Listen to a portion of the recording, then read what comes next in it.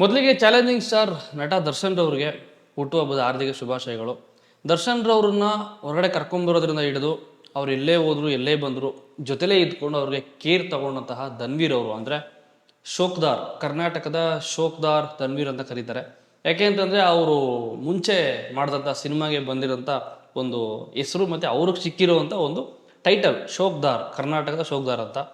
ಅವ್ರದ್ದು ಹಯಗ್ರೀವ ಅಂತ ಒಂದು ಸಿನಿಮಾ ರಿಲೀಸ್ ಆಗ್ತಾ ಇದೆ ಇದೇ ಫೆಬ್ರವರಿ 27ಕ್ಕೆ, ಇದೇ ತಿಂಗಳು. ನಾನು ಟೀಸರ್ ನೋಡಿದೆ, ಆ್ಯಕ್ಷನ್ ಟೀಸರ್ ಅಂತ ಬಂತು.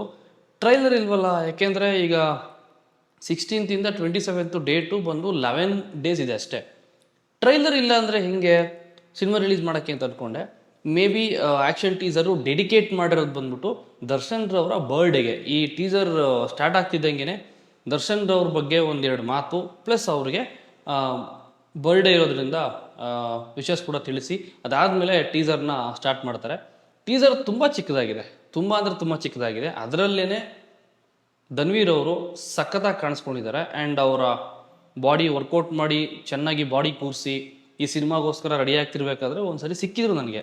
ಸರ್ ಯಾವ್ದು ಸರ್ ನೆಕ್ಸ್ಟ್ ಪ್ರಾಜೆಕ್ಟು, ಸಿನಿಮಾ ಹೆಂಗೆ ಏನು ಕತೆ ಅಂತ ವಿಚಾರಿಸಿದೆ. ಆವಾಗ ಅವ್ರು ಹೇಳಿದ್ರು ನೆಕ್ಸ್ಟು ಒಂದು ಪೊಲೀಸ್ ಕ್ಯಾರೆಕ್ಟರ್ ಮಾಡ್ತಾಯಿದ್ದೀನಿ ಅಂತ ಇತ್ತವರು.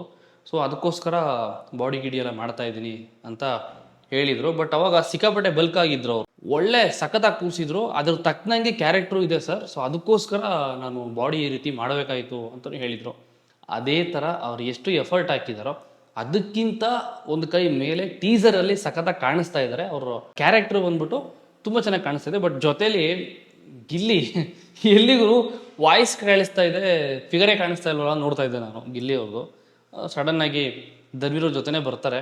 ಧನ್ವೀರ್ ಮತ್ತು ಸಂಜನಾ ಆನಂದ್ ಅವರು ಆ್ಯಕ್ಟ್ ಮಾಡಿರೋಂಥ ಸಿನಿಮಾ ಇದು. ಹೀರೋಯಿನ್ ಆಗಿ ಸಂಜನಾ ಆನಂದ್ ಕಾಣಿಸ್ಕೊತಾರೆ. ಸಲಗ ನಿಮಗೆಲ್ಲ ಗೊತ್ತಲ್ಲ, ಅವ್ರು ಕಾಣಿಸ್ಕೊತಾರೆ. ಮೇ ಬಿ ಹೀರೋಗೆ ಫ್ರೆಂಡ್ ಆಗಿ ಗಿಲ್ಲಿ ನಟ ಅವ್ರು ಕಾಣಿಸ್ಕೊಂಡಿರ್ಬೋದು.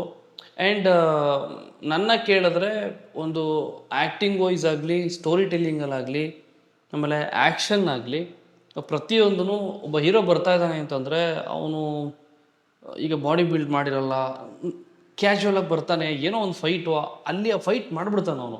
ಬಟ್ ಅವನು ಇರೋವಂಥ ಅಪಿಯರೆನ್ಸ್ಗೂ ಅಲ್ಲಿ ಬರ್ತಿರೋವಂಥ ಫೈಟಿಂಗ್ ಸೀಕ್ವೆನ್ಸ್ಗೂ ಮ್ಯಾಚ್ ಆಗ್ತಾ ಇರಲ್ಲ.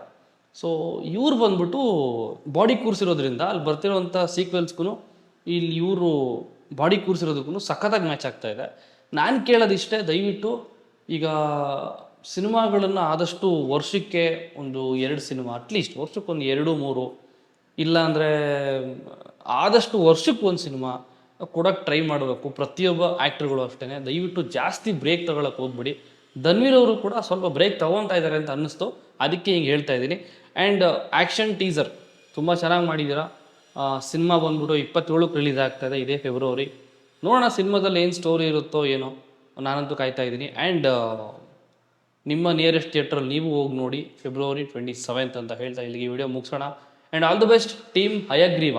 ಈ ಸಿನಿಮಾದ ಟೈಟಲು ಒಂಥರ ಸಖತ್ತಾಗಿ ಸೌಂಡ್ ಕೊಡುತ್ತೆ, ಹಯಗ್ರೀವ ಅಂತ. ಸೊ ಕ್ಯಾರೆಕ್ಟರ್ ಹೆಸರು ಬಂದ್ಬಿಟ್ಟು ಐ ಥಿಂಕ್ ಅರ್ಜುನ್ ಹಯಗ್ರೀವ ಅಂತ. And once again many more happy returns of the day challenging star ನಟ ದರ್ಶನ್ ಅವ್ರಿಗೆ.